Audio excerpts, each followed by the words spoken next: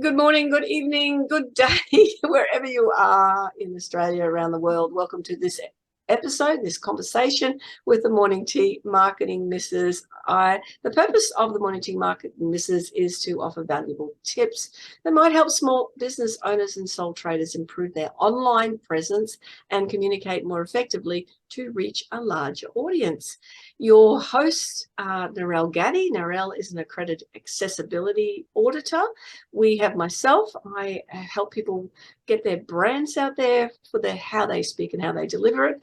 Kate Smith is a graphic designer, and Jan's Business BizConnect is web designs and also over 50s health. Hey, ladies. Hey, everyone. Hello. I've still got my scratchy, cold voice, but it's all warming up and getting better. Kate, you're going to share we're talking finances. It's the time of year when we need to be doing that. You're going to share your expertise around finances and design and being creative today. Yeah, I just wanted to touch briefly. I mean, besides, hiring your local graphic designer to do some work as a tax deductible service at the end of financial year, I was thinking about how it is a great point. And we know a very good one, actually. Do you, Narelle? Yeah. I'll let you know. I'll text you. All right, perfect. I thought about how my industry pertains to finances because sometimes I think it couldn't be further away. But I had a friend the other day saying when he sends quotes, he sends a spreadsheet. And this is sometimes the first thing you send to a prospective client. And a spreadsheet is not always the most presentable thing you could be sending. So I wanted to talk a bit about how we present our financial documents, and just so that everyone's kind of thinking how that presents to their clients and potential clients, and whether that's really representing them well as a brand. For some businesses, a spreadsheet is quick and easy and might be, maybe you do a lot of quotes and you don't have time to work together a quote document or something a bit more presentable. But if you've got a high ticket product, perhaps someone like Janine, you might have a package that's quite expensive. You might want to present that in a way that makes that person feel like you've gone to a bit of an effort to present them with what you're proposing to help them with. So when I send somebody a quote, I do it all up in a spreadsheet because I calculate it that way, and it spits out a number for me, and then I put that into my quote document, which is branded to my brand. It's also got, makes a big fanfare of my client's name and their brand, and talks about what we're going to do together, and then it outlines the costings. It also has my the contract details and bits and pieces in it, of course, but it's all laid out in a quite nice, easy to understand and attractive way. What software is that, Kate? So I'm, of course, using Adobe Suite. I do this in InDesign, but this doesn't mean you can't be doing this in Canva or even Microsoft Word and exporting a PDF. So depending what you're more comfortable in, I just challenge everyone to think about how your client would feel when they receive that first document for you.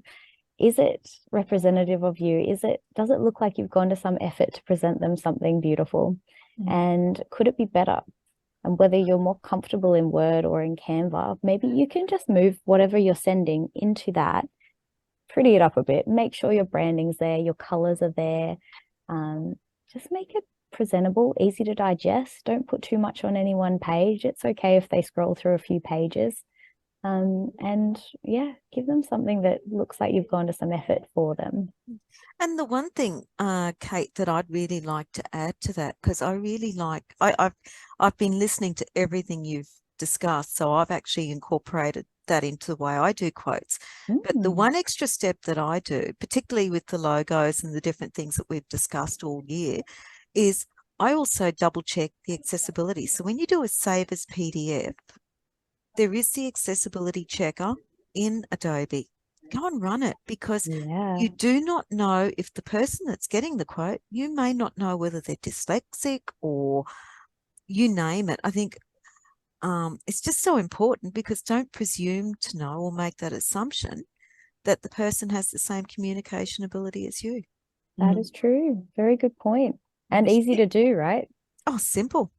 Yeah, Yeah, very simple. Interesting though, I use an accounting software to do my quotes and invoicing, because that becomes one process then. And when a quote's accepted, it's just becomes an invoice quite easily. But it does have an opportunity for my logo and brand on it, but not the clients. And so I use QuickBooks, but I think QuickBooks and Xero are probably the two most popular that businesses will be using. Jan, probably agree with that. Yeah, I use Xero myself. Yeah. I'm in So Xero. it can brand as well, can't it, with the logos? Yeah, absolutely. Yeah. And each of my items, I've got quite a few different things that I will invoice for, but each of those items you can put a little image next to it, so it becomes either the logo of the thing or the actual product or what. So that goes on the invoice as well. Very Xero's the same, nice. Jan? Yeah, you can absolutely put your logo in there. And you can use items instead of services. So you can have pre-loaded in there. Yep. You know the services that you're offering, so you can have them as items and then you can just enter it that way. The other thing that I use is our CRM called Dubsado. We can actually prepare invoices. It's so brilliant. It helps with automation. You can create your proposal / quote, and you can attach the contract and invoice to your proposal. So they simply just go through and they approve. You know, if you put several different options in there, they can tick which one they want.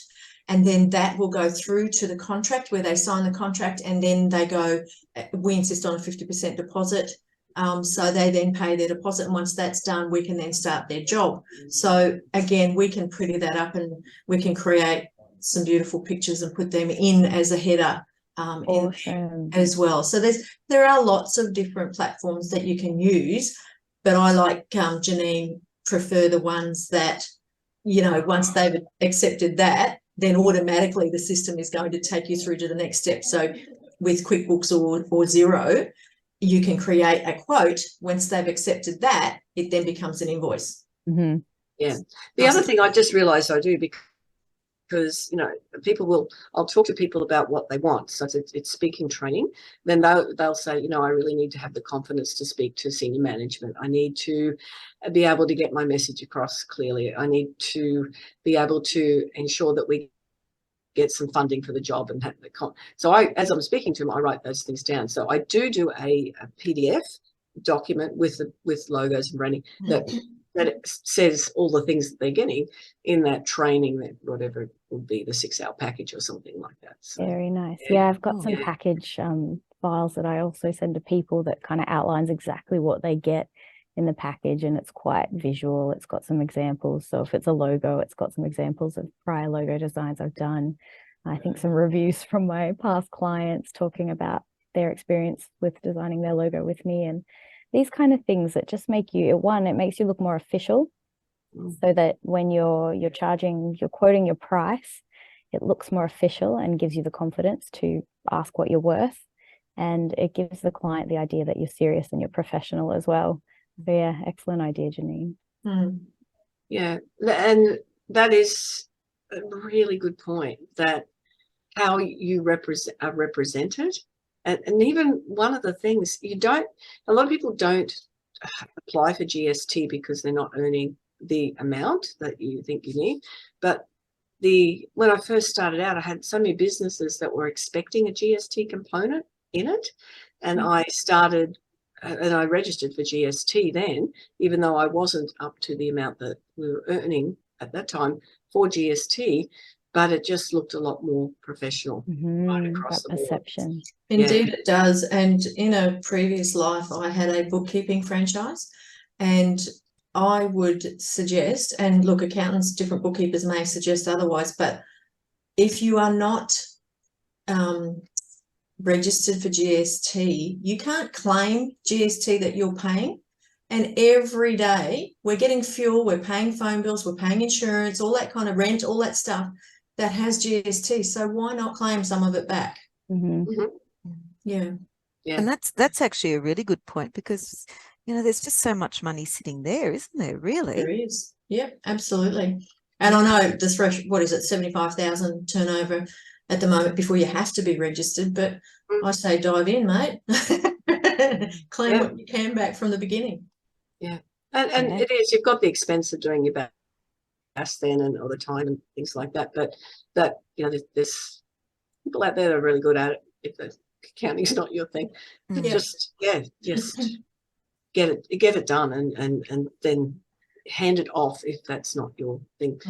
But you also then need a good accounting system so that you can just download a P&L and it really, that's it, easy for your bookkeeper too. And like the point that you made, I actually prefer to deal with businesses who are registered for GST because it means that they are a real business. I mean, I know, yes, real businesses they just need to be registered, have an ABN, but don't necessarily I can't even speak today, don't necessarily need to be registered for GST, but that is something that I personally look for, is that GST registration for me to deal with them. Gotcha. Yeah. No, that it is, and it was when all these, especially these government departments I was running training for, going, where's the GST component? And okay, I better register now. Yeah. Okay. Anything more to add on that? I think that's really, really worthwhile. Is just that, again, it all becomes part of that branding and how you present yourself in person or online, isn't it? It Actually, does.